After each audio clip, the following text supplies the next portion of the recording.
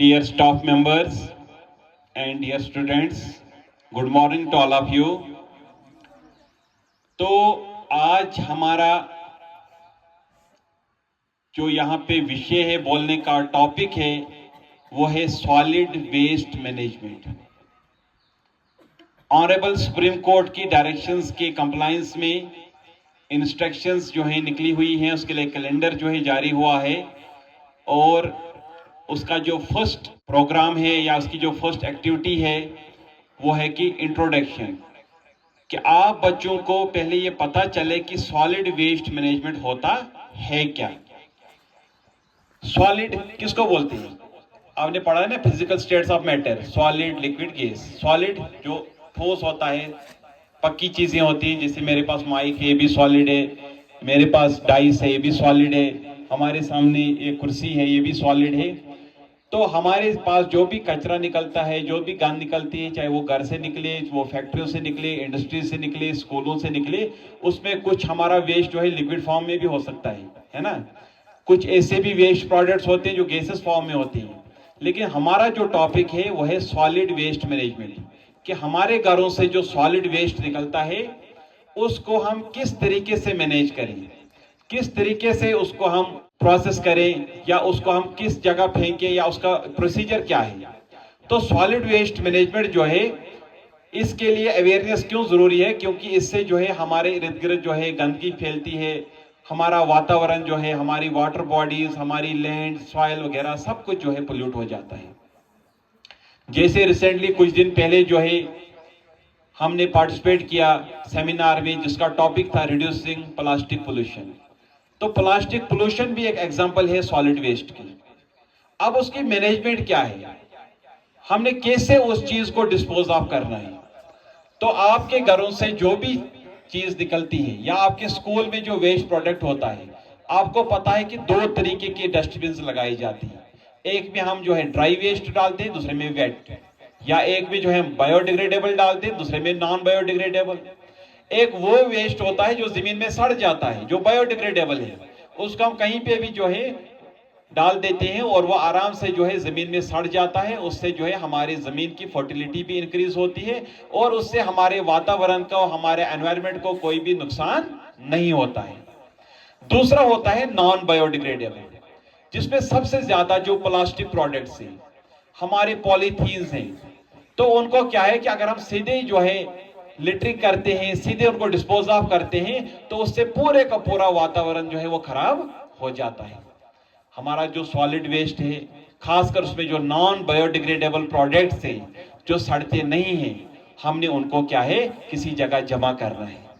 उसके बाद आपको पता है कि गांव में भी जो है रिसाइकलिंग का प्रोसेस जो है कुछ साल से शुरू हो गया है, या अगर नहीं तो हम जो है अगर घर में भी उसको जमा करें, स्कूलों में हमारे पास वो कबाड़ी वाले आते हैं, उसको ले जाते हैं, वो उसको रिसाइकल करते हैं।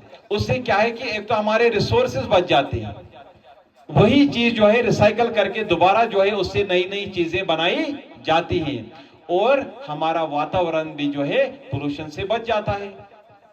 उसके अलावा कुछ बायोडिग्रेडेबल चीजें भी हैं जो रिसाइकल होती हैं, जैसे आपका पेपर है, कापियां, आप जो है नोटबुक्स इस्तेमाल करते हो, रजिस्टर इस्तेमाल करते हो, आप इनको भी जो है आप जमा रख सकते हो। फिर जब हम इनको भी जो है दे देंगे तो ये भी जो है रिसाइकलिंग के जाते हैं। आपको पता है कि हमारा जो पेपर है ये ज्यादातर किससे है, इसका सोर्स क्या है, हमारे ट्रीज हैं, प्लांट्स हैं। तो जब हम पेपर को रिसाइकल कर रहे हैं, इसका मतलब हम अपने पेड़ पौधों को बचा रहे हैं। तो उसका भी इंपैक्ट क्या है कि जितना जो है पेपर रिसाइकल होगा, उतना पेड़ पौधों पे इंपैक्ट कम पड़ेगा, हमें जो है पेपर के लिए जो है ट्रीज की कटिंग नहीं करनी पड़ेगी, तो उससे भी जो है हमारा वातावरण जो है वो पोल्यूशन फ्री रहता है। और रिसाइकलिंग के लिए जब हमारा ये नॉन बायोडिग्रेडेबल जो मटेरियल है, चाहे प्लास्टिक है, पॉलीथीन्स हैं, तो ये जाते हैं, उससे क्या है कि हमारा जो एनवायरनमेंट है वो पोल्यूशन से बच जाता है। और उसके साथ साथ हमने जो है बाकी लोगों को भी समझाना है। आप लोग कहीं जो है सैर सपाटे के लिए जाते हो, कहीं पिकनिक पे जाते हो, कहीं कोई प्रोग्राम होता है, शादियां होती हैं, आप देखते हो वहां फिर गंदगी के ढेर पड़े हुए होते हैं। हमने उसको जो है कहीं ओपन में नहीं फेंकना है, कहीं भी कोई प्रोग्राम, कोई शादी, कोई फंक्शन हो, वहां पे अगर हम खाने को सीधे ओपन में फेंक देंगे जिससे स्मेल वगैरह फैल जाएगी, उससे भी लोग बीमार हो सकते हैं। उसको भी जो है प्रॉपरली अगर हम कहीं गड्ढा खोद के जमीन में डाल देंगे तो वो एक अच्छा प्रोसेस रह सकता है। और वाटर बॉडीज के नजदीक हमने अपनी गंद डालनी नहीं है। हमने जो भी जो है, और खासकर सॉलिड वेस्ट मैनेजमेंट के साथ साथ हमने प्लास्टिक प्रोडक्ट्स का इस्तेमाल भी कम करना है। तो यही चीजें जो हमने सीखनी है कि हम अपनी जो सॉलिड वेस्ट हमारा है उसको हम किस तरीके से डिस्पोज ऑफ करें। तो यही चीजें जो हैं, इसी के बारे में आगे जो है हमारे अवेयरनेस सेशंस चलेंगे। इस पे आपको जो है बाज़ाब्ता एक्टिविटीज करवाई जाएगी, इसके बारे में आपको अवेयर किया जाएगा। और यही चीजें जो है आपने स्कूल में भी इंप्लीमेंट करनी है, अपने घर में भी इंप्लीमेंट करनी है, और प्रॉपरली जो है सेग्रीगेट करना है ड्राई वेस्ट और वेट वेस्ट को, और बायोडिग्रेडेबल और नॉन बायोडिग्रेडेबल को। जिस तरीके से जो है हम स्कूलों में, अब हॉस्टल्स में जाओगे वहां पे देखो आप किस तरीके से वो जो है डिफरेंट कलर्स के डस्टबिन लगी हुई होती है। उन कलर्स का मतलब क्या है, क्योंकि जैसे ग्रीन कलर का डस्टबिन है उसमें हम बायोडिग्रेडेबल प्रोडक्ट्स डालते हैं, है ना।